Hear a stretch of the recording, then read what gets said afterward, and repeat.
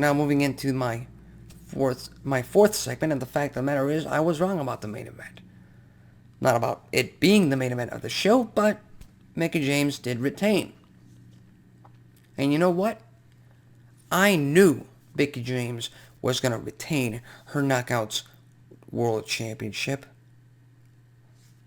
a whole entire day prior. I knew it 24 hours prior. You want to know why? Because the forbidden door that nobody thought would ever get opened was opened. Not only that, Mickie James kicked that door wide open. This past Friday night on SmackDown, well, not this past, a week prior. Again, sorry, I'm doing this on a Sunday. WWE announced that former multi-time women's champion and, stated by their commentary team, current Knockouts champion Mickie James was set to return to WWE for one night only in the Women's Royal Rumble match. Now I get why they did that. That creates headlines for WWE, that creates headlines for Impact Wrestling, that gets people talking.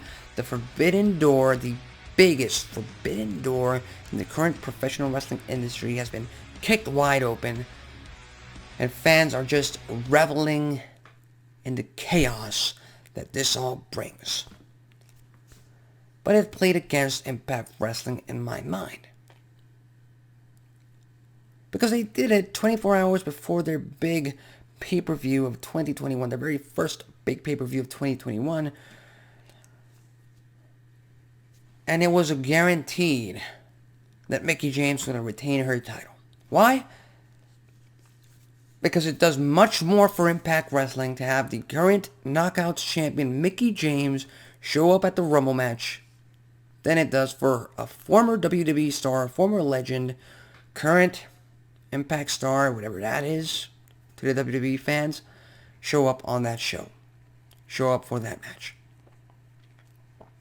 And yes, Scott D'Amore sent in the pretty much obligatory tweet of, okay, Mickie James has to go through Deonna Purrazzo tonight at Hard to Kill to be able to walk into that Rumble match with the Knockouts Championship. He had to do that. He had to create some sense of doubt, some sense of worry for Mickie James. But most fans knew that that just wasn't going to happen, because then that deal doesn't benefit Impact. It benefits WWE because Mickie James returns. And the fans at the Rumble, I believe in St. Louis, Missouri, get that big pop. They get that big star returning for that one match. Now, will this lead to a future run for Mickie James at WrestleMania? I doubt it. I really doubt it, especially since this past Friday night, Lita made her return to WWE, and she pretty much laid the current SmackDown Women's Champion Charlotte out. So if you're gonna give me a women's match for the SmackDown Women's Championship at WrestleMania, where I have to pick between Mickie James and Lita, 99 times out of 100, I'm gonna pick for Lita to return and for Lita to have that WrestleMania match. Just if I had to pick, that would be it. It seems like I do, so Lita will get that shot. Hey, but Mickie James, great. Forbidden door wide open. Let's see what that brings. And if I were Impact Wrestling, I'd be asking for AJ Styles to show up for Impact Wrestling for just one more match, one last final run for AJ Styles in Impact Wrestling. Something that he deserves, because his last run in early 2014, which was actually late 2013, was just laughable how they had him exit the company.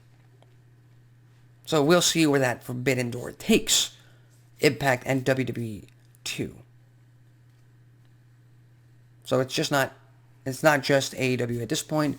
WWE is also involved.